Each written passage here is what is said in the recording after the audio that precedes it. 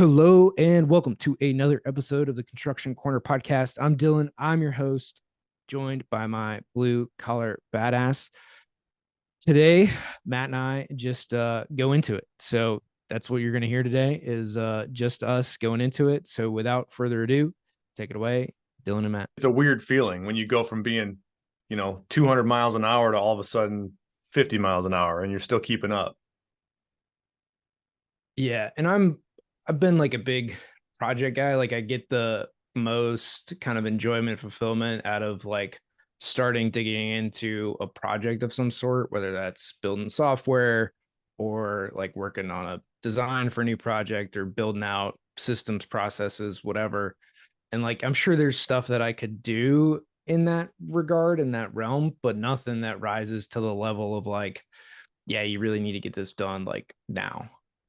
And so yeah, that's part of it too, is just like, all right, well, we'll just keep operating and nothing breaks, then keep moving. Yeah, I mean it's a weird time because it's half of the tattoo I'm getting soon. Procrastination is a thief, right? And when you got that time, you almost feel like you should be working on all those other things that you never have time to do when you're busy. But it's also real easy to want to just chill out. And I think it's important too. Yeah, I mean, a lot of the stuff that like we've talked about, off air, but is I mean, I went through this young, fortunately, is like getting shingles and doing that thing. Like I understand that, it's okay to just like hang out, it's okay to not do anything at night. It's okay to like put your phone in the other room and not answer people. Like that's okay to do. Um, and like it's not to not push things forward. Like things are still moving. Like I'm still making phone calls. I'm still doing outreach. I'm still doing all the pieces. I've just built really good systems, and then it doesn't take me long to do things. And then some of it just waiting on like for me, I'm doing more now with contractors. So it's just like they have all the information. It's waiting for projects to come back or, you know, show up, manifest in their business. And so that they call me, right? Like there's nothing for me to do today in that regards.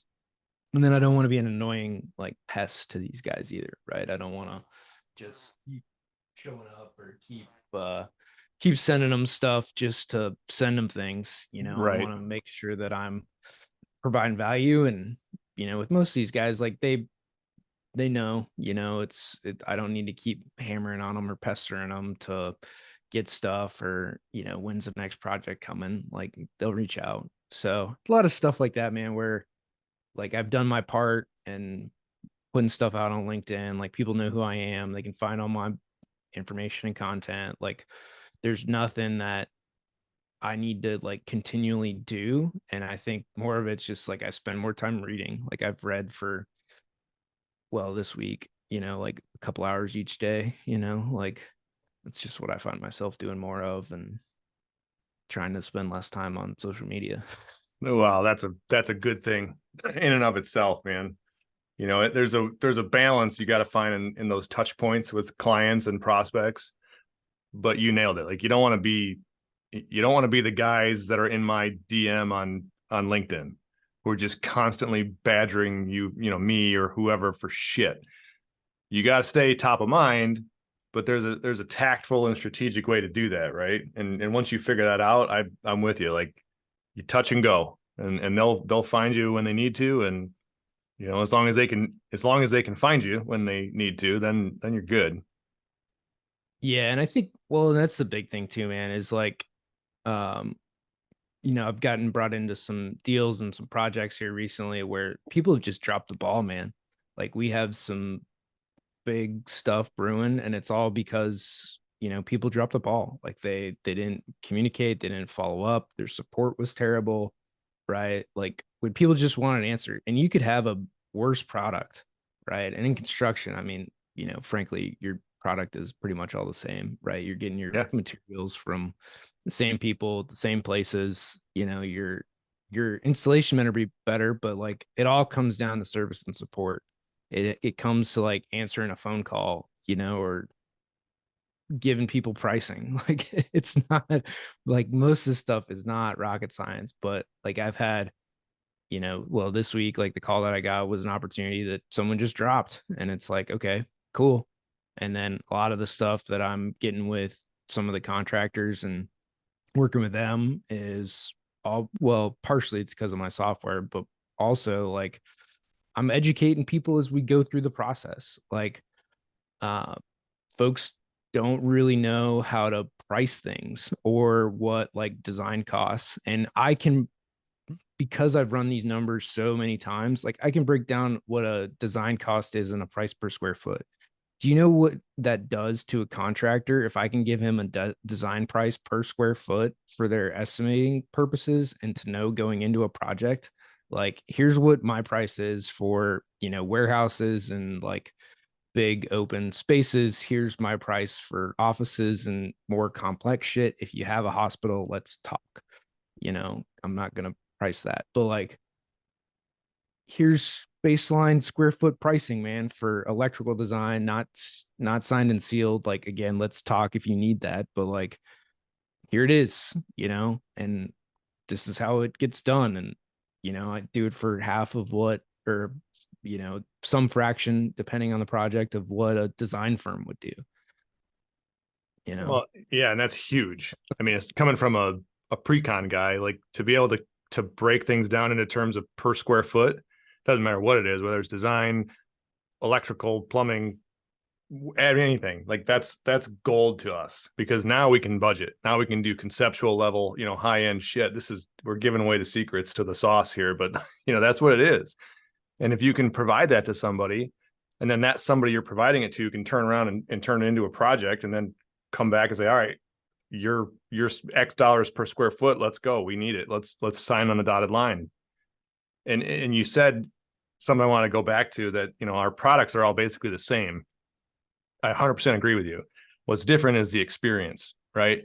And we can all sell the same shit, but it's how we do it. It's how we make the client or the prospect feel, how the process goes, how all the fluffy stuff, if you will, that gets overlooked. And that's why some firms kick ass and succeed, and some sit there wondering, why nobody calls them. It's the experience, because a box is a box, right? Steel, wood's wood, doesn't matter. It's all the same. It's that experience that you create and provide, and the relationship you build because of that really will differentiate you.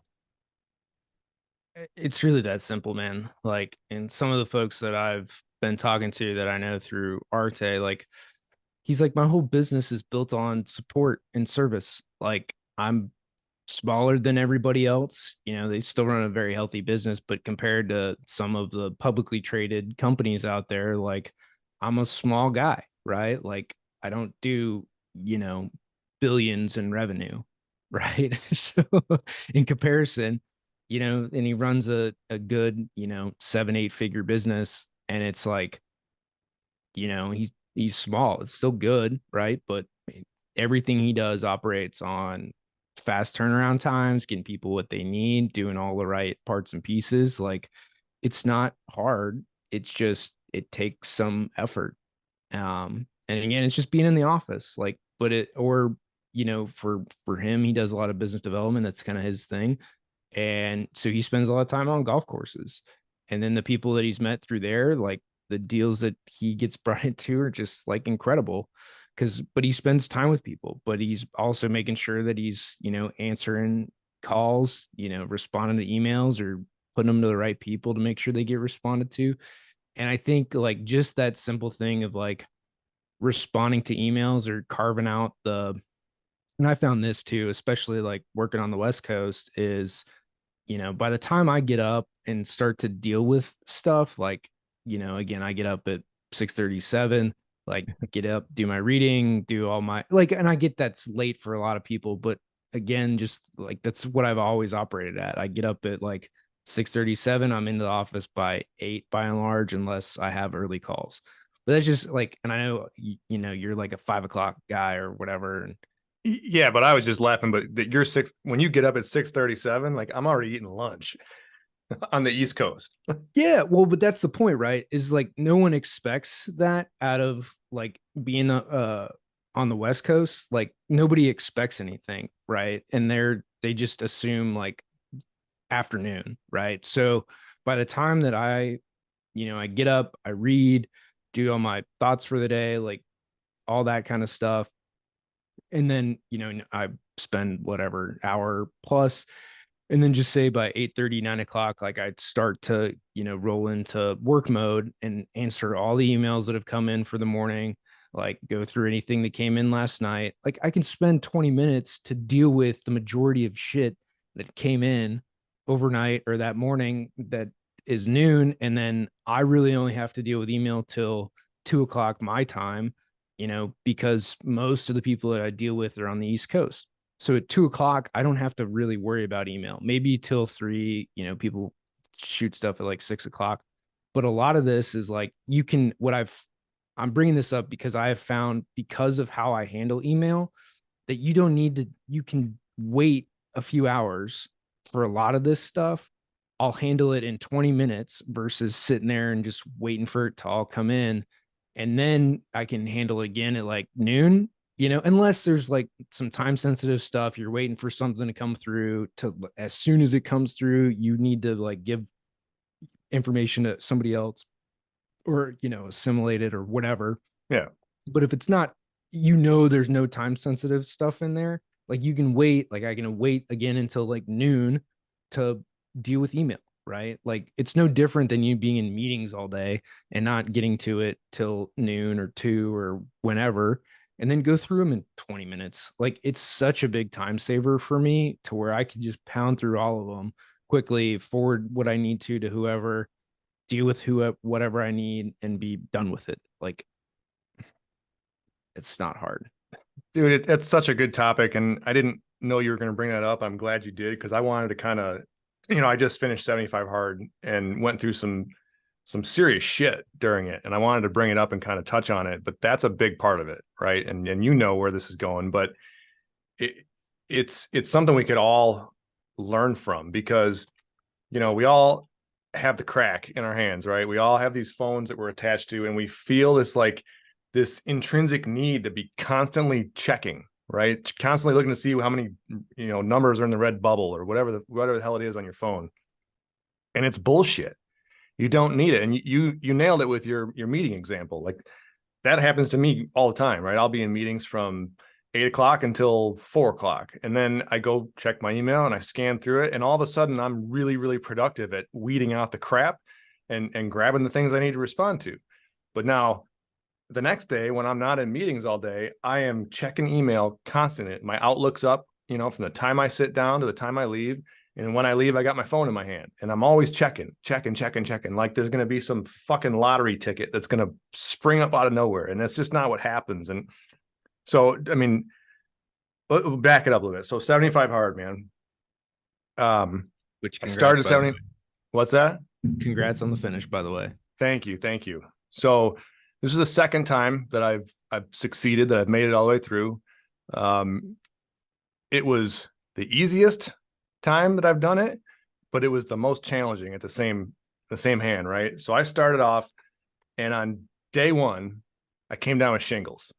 Now you've been preaching to me for however long we've known each other, 3+ years now, about the dangers of stress, and you're running with shingles. And here I am, day one of 75 hard, which if you haven't learned about the program, get out from underneath your rock and figure it out. If you haven't tried it, then you need to man up, sack up and give it a shot.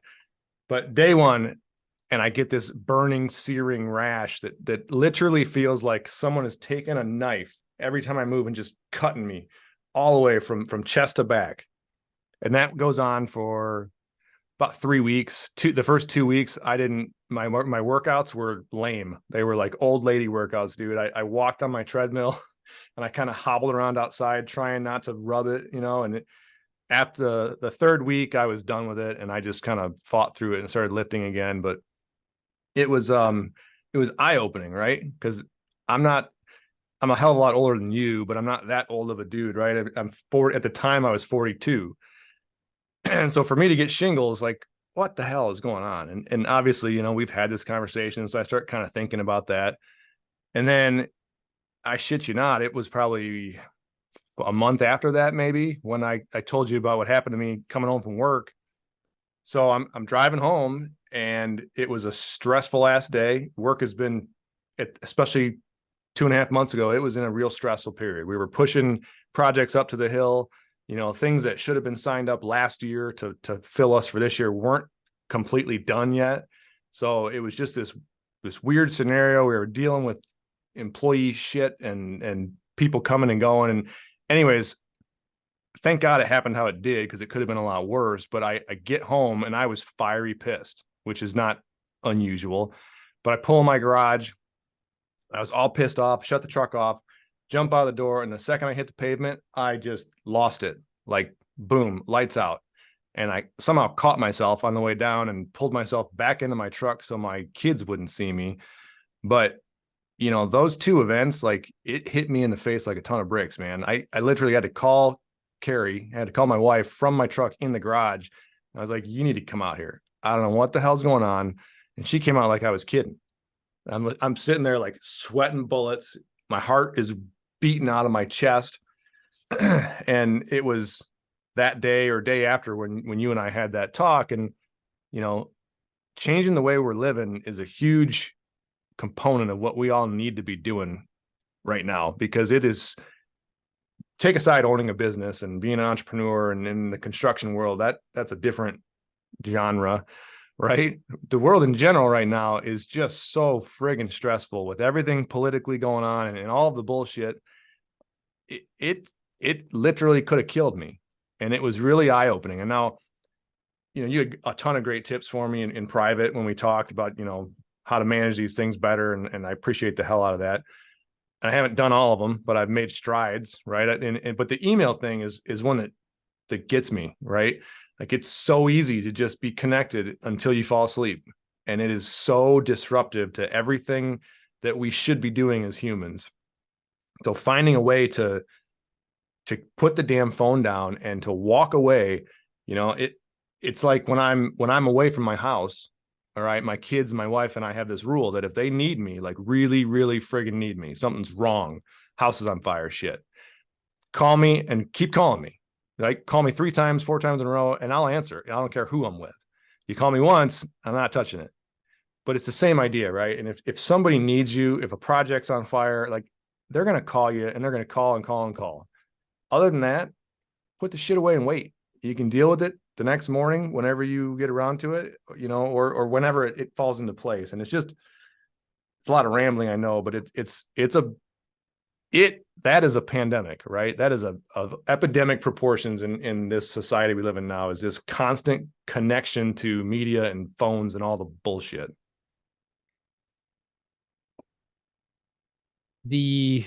So the other day, like when I was in Vegas, I saw this protest or whatever outside of the Venetian. I saw your And post. yeah, and like it kind of came off, or like some people took it in a different light, thought that I was bashing some communities. So within this, right, there's people with all these flags, outside of the Venetian. And it's like there's a gay pride flag, but it wasn't just like the rainbows. It had like a triangle in it, which I don't know what that symbolizes, but I'm sure it's not just the LGBT community. Sure. It's whatever else out there. And then there's some communist flags, like straight up hammer and sickle stuff. There was a Black Panther flag in the crowd. Like, so you had all these different communities, together. And it's like, and I'm calling out communism because it's killed more people than anything. Religion's up there too, but like these ideologies have killed more people than pretty much anything else. And it's like, this should not be tolerated here is really the message. But, because I said gays, it stirred up this thing. And, and again, like, I don't care who you love, have sex with, like that, outside of kids, right? If you're an adult, like, do whatever, man. Like, consenting adults, don't care. And it had this conversation with my wife because she thought, that I meant offense or it sounded bad.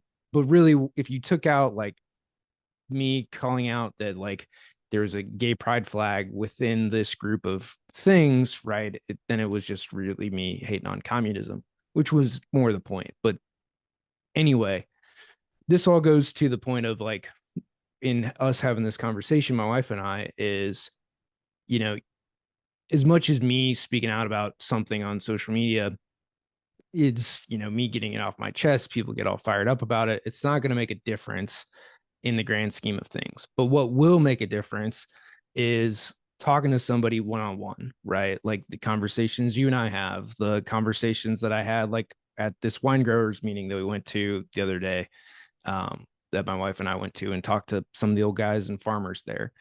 And the reason that I bring this up in the whole context of email, social media is the impacts that we have are in real life, and our email, yes, it impacts real life, but it's been a device that, because of its instantaneous nature, people expect an instantaneous response. And social media is the same way, right? You put something out there, you expect an instantaneous response. Or, if somebody comments, they expect an instantaneous response versus like doing things in the mail, where shit, depending on the ponies that the USPS is running, it could be there in 3 days. It could be there in 3 weeks, depending on, the horses that they've got. But, all that to say, like, email can wait by and large, to your point. You know, Posting on social media, like, you might stir up some emotion. It might make you feel better in the moment, but like your impact is going to be made in more one in long form content so that you can express your opinion fully. Two, in real life and in person, and conversations that you have on a daily basis. And then three, just through your normal actions, right? The things that you're doing, which, like I posted me being on the treadmill for 2.5 hours, and some guy was like, are you bragging or complaining? Because my nose, like, I rubbed it raw basically just in wiping the sweat off. And it's like, dude, I don't, neither. Like, it's just what it is. So, all this to say, like, in the email thing, in how we deal in life is like, and I don't even know this person, right? And that's the point, is the people that you're going to really care about are the people you're going to call on the phone, that you're going to have a real person encounter with. And most of the stuff on social media, email, like, by and large, on social media, you probably don't know the people. On email, you deal with them in a work capacity from 8 to 5, right? Normal work hours. And outside of that, again, unless you're second shift guy or the world's on fire, it can wait till tomorrow. Yes. And I saw the comment you're referring to, and I almost went after the guy just myself, but I didn't want to muddy up your post. But those are the people that talk shit about, you posting about working out, or me talking about 75 hard. They're the fat asses that live in mom's basement. All right, let's be real. They're the ones that haven't accomplished anything, and that's how they justify it to themselves. But it's so I was social like, media and the just email. just wait, man, until I post that I ran 100 miles. Then you'll know Exactly. I'm bragging. Like, Exactly. Then it's a big middle finger back to him, right? It's a conditioned response, though, right? And that's the email checking, that's the social media checking. We've conditioned ourselves, or allowed ourselves to be conditioned to have to do that. And it's very similar. And going along with my 75 hard story, it's we've conditioned ourselves to drink a lot of alcohol as a society. So, and I'm not bragging, but I'm going to keep going with my 75 hard. So day one, I get shingles. Month one, I pass out in my garage. The middle of that time frame is my 43rd birthday. After that was St. Patrick's Day. And the day before, day 74, my grandma passes away suddenly. So I've got a handful of shit that happened when my normal conditioned response, truth be told, would have been like, all right, it's time for some drinks. Let's drink a bottle of wine, drink 3 bottles of wine, get some bourbon, something to, ease the pain, make it go away. And it's just reassuring to me, frankly, to prove to myself that, I went through some some pretty rough shit for me personally during those 75 days, and I nailed it. And if I can do it, if I can do that, then I can also get away from the stupid telephone, the cell phone. I can get away from the social media, right? Because but it's all the same thing. It's fighting those conditioned responses and figuring out a way to do what is better for you, and formulate a plan to keep that as your habit instead of being your hard. And that's the goal of the whole damn program, really, at the end of it, is to get rid of the bullshit out of your life and find a better way to keep moving forward. That's it, man. Like, me doing a lot of, so when you start to go to like community events, right? Like we went to this Wine Growers Association um up in Amador County, and for them, so it's also in the foothills, right? And a good chunk of folks there. I mean, it's a big wine area, and most everyone there was in their shit, late 50s. You know, like the guy that I was talking to was 74, still working, no retirement, you know, grows grapes, runs a backhoe service, you know, and it's, you know, a guy in his truck, right? And most of these folks, you know, they're good, hardworking people. And so me showing up, you know, I'm 30, what am I? 32 right now. So like young people, right? And even the new president they have for this, which is why, you know, everybody got together, all this stuff, he's probably in his early 40s, I would say. So relatively young for the group, but these groups want youth, right? They want, you know, adults, right? But they want younger folks to come in, take the mantle and go with it. But in having these conversations, and the same goes for my gun club, they want young people to come in and do it. You know, they'll give you all the stuff, they'll teach you all the things, they're more than willing to have all the conversations, to uh do it and be there. And me, for the one club that I go and shoot at quite a bit, you know, they take note, man, like of who's there, of who's helping, of who's showing up, right? And they care about it and want people to be there, to show up, to use the facilities, to, you know, be part of the community. And I think all this is in real life. Like you had to physically show up to these things. You know, you can't, like, as much as people play Call of Duty, that's not going to help you in a real life scenario. You know, like it's just not. And so most all this stuff is in real life. And, you know, granted, like the shooting and competitions are a little mixed, but I would still say I'm on the younger side of people there. You know, I don't know of, there's a few like super young guys, like 18 and whatnot there. But then there's, you know, maybe a handful of guys in their 20s, early 30s, and then most everybody else is late 40s, you know, and up.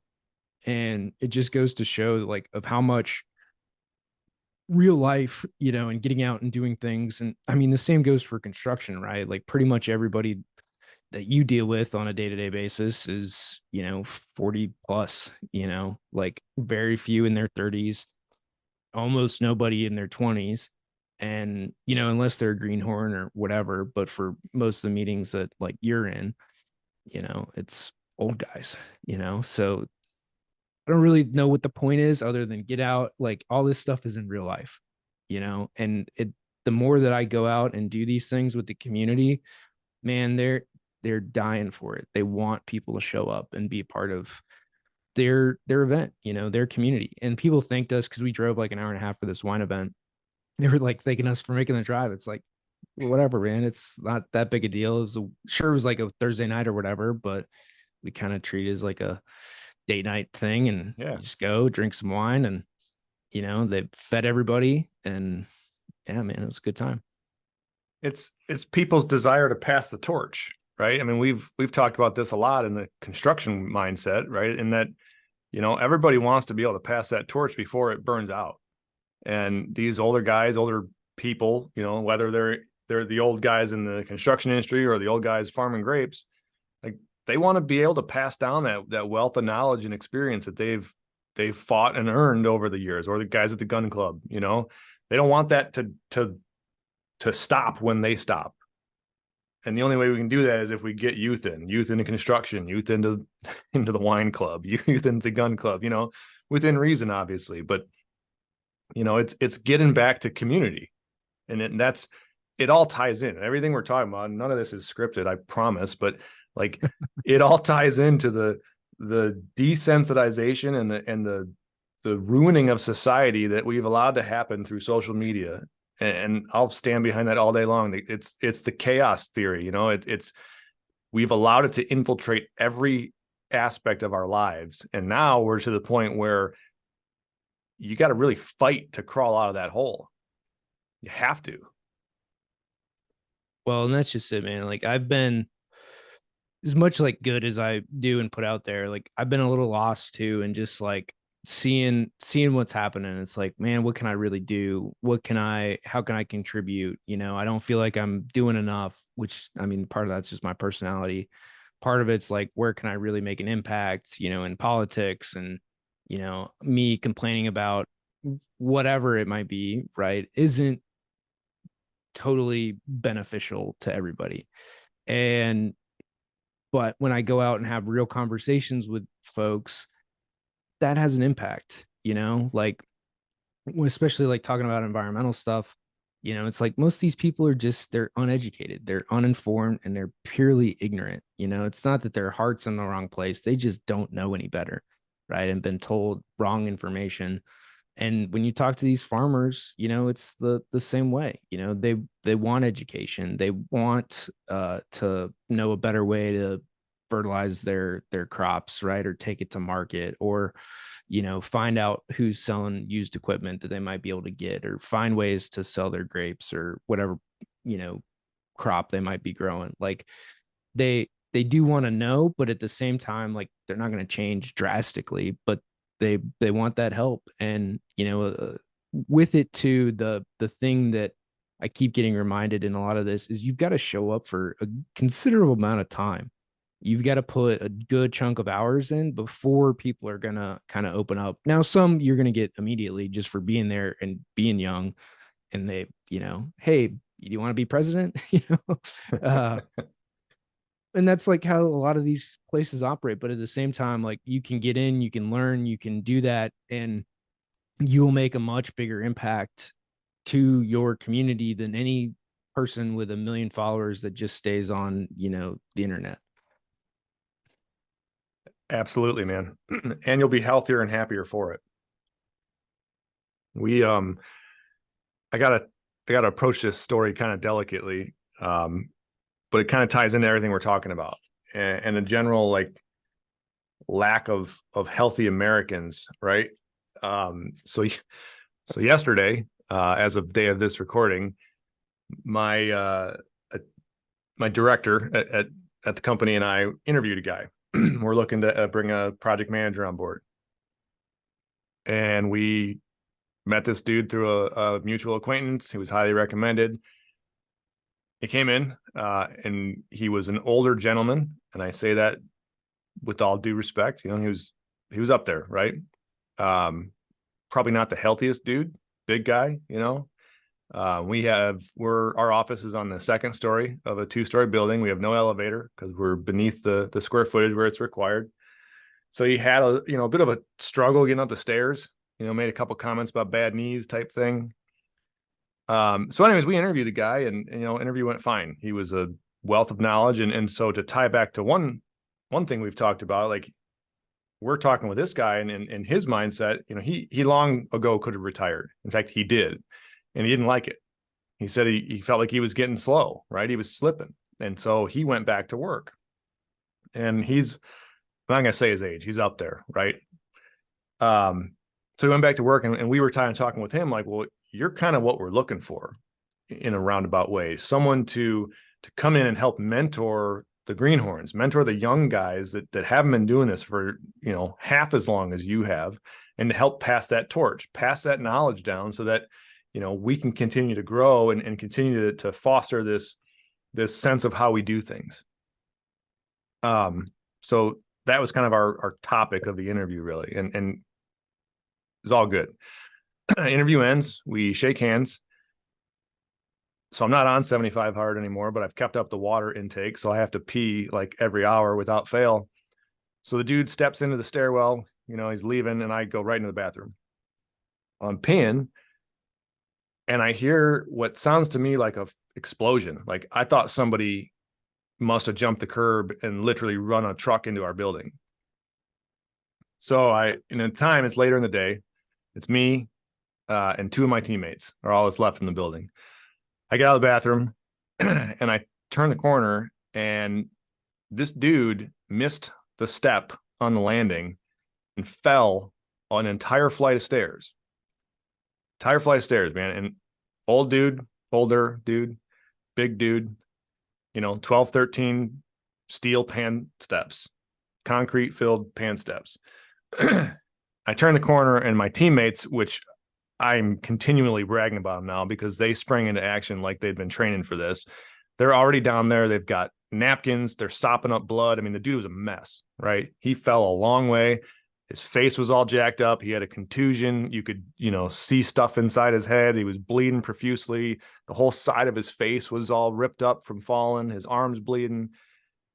And, again, my teammates are down there like they may have well has been EMTs that day, yesterday. And they're sopping up blood and changing out, for clean ones. And it was awesome to see because I was an EMT in a previous life. And I'm watching this like, well, holy shit, this is that human element that we're all missing. my point in even saying this, first of all, I'll finish it up with, we got the guy cleaned up. He wouldn't stay on the ground against me yelling at him to stay on the ground, but we got him into a chair. Finally, police showed up. Our entire city is under construction right now, so it took the ambulance an exorbitant amount of time to get there, but they got there. After a lot of arguing, the guy agreed to go with them versus trying to drive himself. And we heard from the gentleman later that night, or his wife, and he was pretty banged up, but he was doing okay. But the reason I wanted to bring it up, not because it's an amazing story that, could have ended really bad and frankly didn't, because in no short part of my teammates and what they did, but it ties back to this general unhealthy nature that we've allowed to become reality, and I'm dancing around it because I'm trying to be sensitive too for what happened. But, let's just rip off the Band-Aid. The dude was overweight. He was very overweight. And just wasn't a healthy guy. And, he could have lost his life because of that.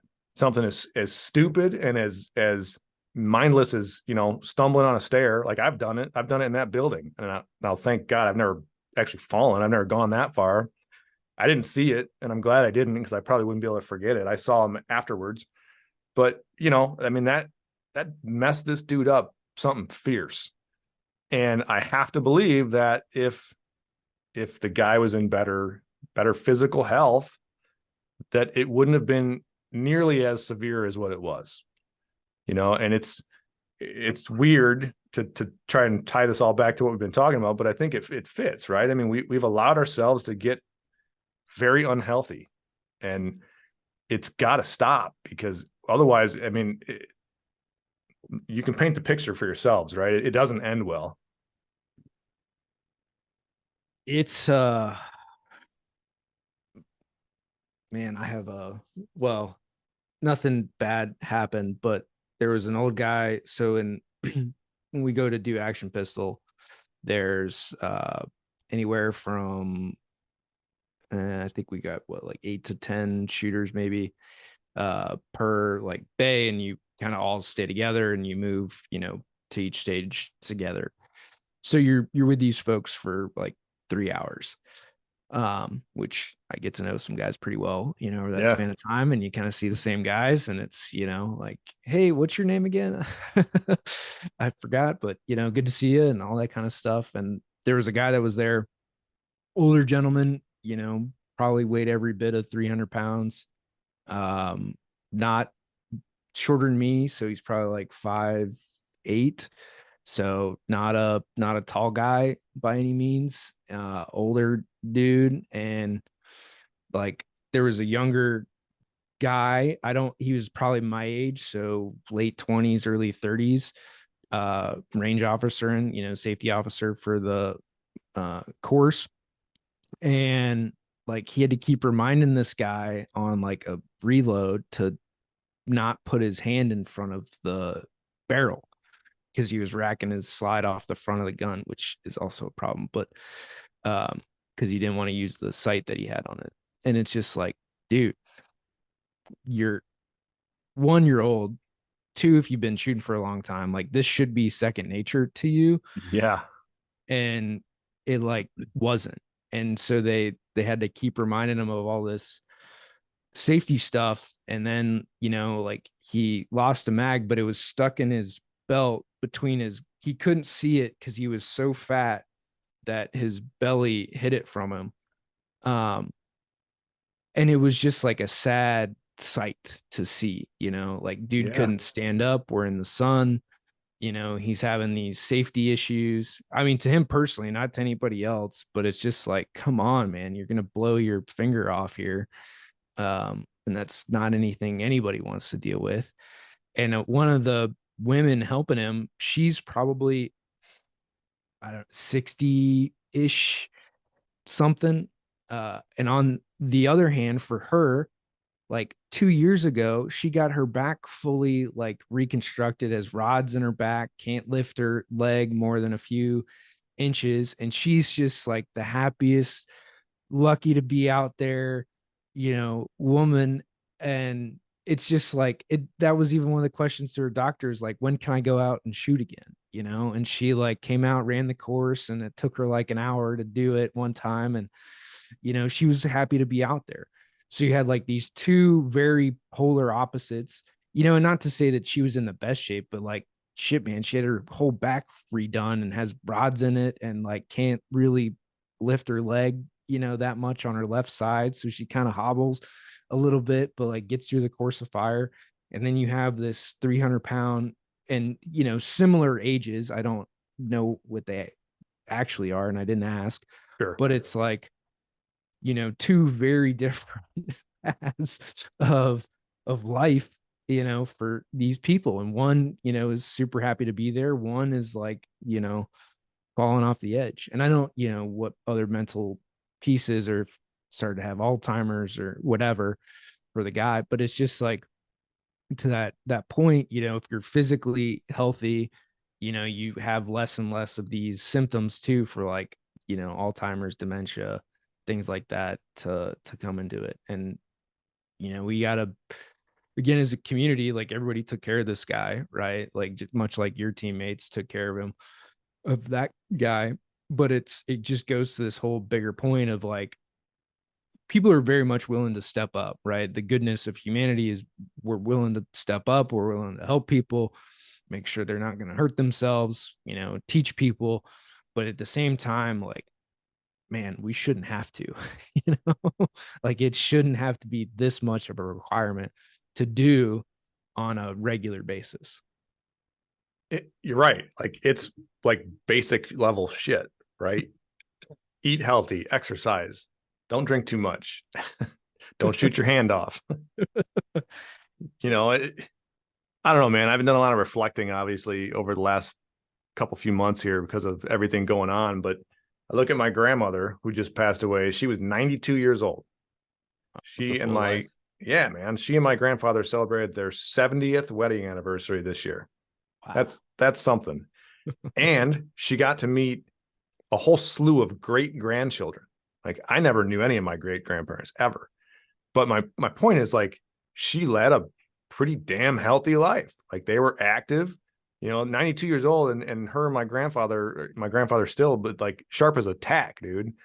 Like that doesn't happen on accident, and we got to start taking notes from these things, because otherwise we're going to end up like, like the dude at the bottom of the stairs. I want to see my grandkids someday. And hell, if I can see my great grandkids, that's next level shit to me. Well, that's just it, man. Like, so I've been reading 48 Laws of Power, and in there, Robert Greene has all these like quotes, and it's kind of like a hard book to read, honestly, because he puts in all these like sub stories and like the margins and stuff, which they're incredible. But it's like, come on, man, like I want a cohesive story. But anyway, beside the point, a lot of those like sidebar stories or quotes or whatever, you see it, and it's like from, third century philosopher or guy in the 1400s or 1800s or whatever. These guys lived to be like 80, 90 years old, like in the 14 and 1500s, 1600s, 1800s. Like, it's like, well, what were they doing, to live so long? Well, one, they like probably didn't really get sick. Two, they didn't die in a war or something like that. And really the biggest one is they lived past, two, which is where most everybody died in, ancient times. Was we couldn't keep kids alive, which is why you had to have like 12 of them, because you couldn't keep them alive past like 2 years old. Yeah. The infant mortality rate was very high. But like, you go back to like, what were they eating, right? Like 1400s, meat, cheese, you know, bread, wine, like that's it, outside of that, like, no processed food because you didn't have it. You sourced everything locally because cars weren't around. So like, that's what you did. It was, you meat, cheese, bread, dairy, milk, like all You the stuff they say are bad for you. But you like, walked everywhere, right? Drank lots of water. yeah, I mean, it's like not hard stuff, like you drink water and wine, and that's like it. It was a very simple time. And I think, to really going back to the whole social media thing is, and really our phones and technology, like life is pretty simple when you allow it to be, right? There's only certain things you need to do in email. Heck, one of our mentors like doesn't even look at email. He's got a guy for that. And then, but I'm sure there's 1,000 things in his phone. But at the same time, he said, like, there's a lot of folks in there I just don't respond to.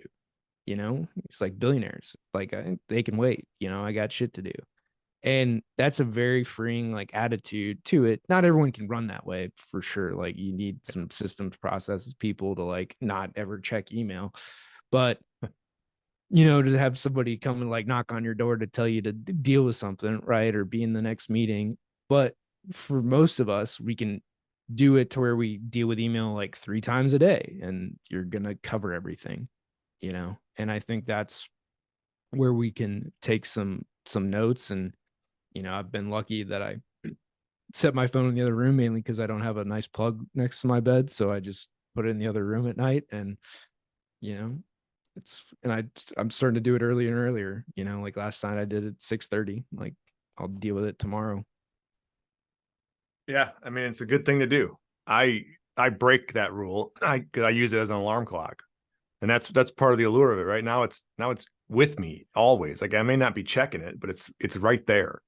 But truth be told, I have an old fashioned alarm clock I could plug in and turn the dial, and I'd wake up just the same. It's just a matter of reconditioning yourself, and it doesn't have to be drastic, right? You don't have to do 75 hard, although you should. But it doesn't have to be drastic. You can make small incremental changes that over time will provide you with I mean, at the end of the day, a better way of life, right? I mean, it's going to take baby steps. It's going to be little changes that happen and little things you'll notice in your physique or in your mental health and your sleep, your quality of sleep, but over time you keep stacking those chips and you're going to be a better, healthier human. That should be all of our goal. Yeah, I mean, dude, when I run, like even no matter what really my diet is, and I still gotta like tune it in for this training program. But whenever I like start to do significant mileage, and this is not my recommendation by any means, it's just what I do. Like when I start to do significant like training blocks, and significant training mileage, like so much of my life clears up, whether that's just by happenstance or not. Like things happen more whenever I'm training for big events or doing races. Like I make more money. Like it's happened that way is in doing subsequent events and more events and bigger events, like which really just adds more training. Like I make more money, like, and my physique hasn't necessarily changed. Like shit, I did Ironman at 210 pounds, right? Like I weigh 193 right now, but like, there's some big dudes that do Ironman, but at the end of the day, like, it doing those events, those training blocks, that physical exertion, like maybe more money, it made me more confident in a lot of things. Like there's a lot of, even though like the diet wasn't necessarily there, drinking was still a part of it, especially, I did Ironman in my early 20s. Like, it's just what it was, right? I could get up and go for a run after a night out, that's how it worked. Can't do that these days. But uh to say like you don't have to go to these extremes either, right? Like 75 hard to 45-minute workouts. Even if you do half hour a day or 45 minutes a day of it, like and are very consistent in that, your life will improve.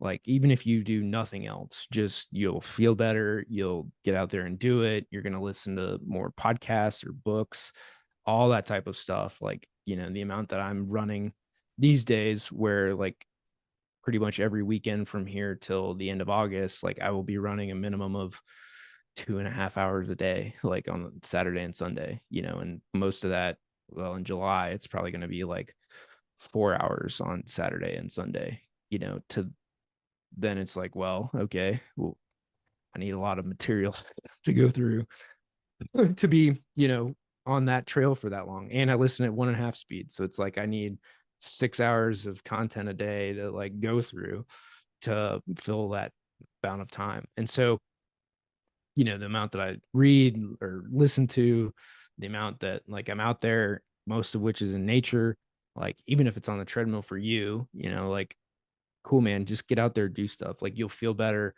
You'll meet some people. Most of the time it's just alone that I'm out there doing this stuff, but the amount of confidence that you get, whether you do with other people or community, um, again, totally up to you, man, on how you approach that. But I found that these challenges and tests, will not only they'll make you happier, but it's kind of like that Goldilocks zone of being able to push yourself and challenge yourself and take it to the next level. And you need to find that, in physical ways as well as, mental ways of, pushing and getting to that next level. For sure, man. And it all starts with building that mental discipline, right? And guys, you can't see us right now, although stay tuned because we are launching a YouTube channel in the very near future. But when that happens, pay attention to these books that Dylan has behind him. I mean, I'm looking at 3 books right now that literally could change the world. And they all focus, really at the end of the day, they all focus on mental discipline and building that discipline to allow you to create better, to do better, to feel better, to be better, all these things. And it's not hard. It's really not, it's not difficult. The difficulty is breaking the conditioned mindset that we have, and it's just realizing you can change yourself really drastically by just doing a few small key things. I keep going back to that, and I don't want to keep, harping on the same thing, but it's important, guys. It's really important. Yeah. And just so for reference, so the 3 books that Matt's pointing to are Law of Success and 17 Lessons. There's only 17 things you need to pull from it. You'll pull a lot more, but Law of Success and 17 Lessons, or Law of Success by Napoleon Hill. Winning by Tim Grover, which that's a short book. It's like 200 pages. You'll pull a lot of lessons from there. And then 75 Hard by Andy Frisella. So 3 books, Andy's and Tim's are short. They're under 200 pages. Law of Success is like 800 pages. But again, it's simple lessons, read one at a time and you'll be good to go. Hell yeah, man. We just gave away the secrets. This should be this is a $1,000 episode that we just handed out. Man, I'm sure if I just cataloged my the library and went through all the books that I have, We should that do that. some of it. But yeah, like, I mean, heck, I'm sitting here looking at a lot of this stuff. Like, some of these I still need to read, but like this book on Grant that I still have yet to read. I mean, shit, man, this is 1,000+ pages. Shit, the index is like 20 pages on this deal. That's a So commitment. yeah, and it's small print, all that kind of stuff. But again, like, it's most everything that you need is hidden in a book, right? And I say hidden because you got to actually read it to find it. So, I mean, a lot of this stuff, like, you know, the beauty of a lot of today and the technology that we have, you've got Audible, you've got podcasts, you've got, people sharing all this information with you in a very digestible format, right? Like, I'm going to do a ton of audio books here through the next 3 months, just because that's going to be the medium that's going to be the easiest for me to consume. But for you, on, like, your drive to work, your drive to pick up the kids, your drive to whatever, you can listen for 10-20 minutes to a book, and the amount of information that you'll be able to consume, piece by piece over a long enough period of time, right? Like, you finish a book a month, that's more than most people do after high school, like, Yeah. period. So, I mean, yeah, I mean, the amount of books that I have and reading, like, I get this on occasion, but it's like, because I am young, is I'm able to keep up with most people, but a lot of that is due to just the fact of reading. Like, it's being able to live multiple lifetimes. Sure, I do a lot of stuff too, and have experiences and travel and do all that, but most of it comes through reading, and I just assimilate more information than most because I read. And it's really that simple. It's not, you know, because I'm young, it's just I've read more than the average person. It's powerful stuff, man.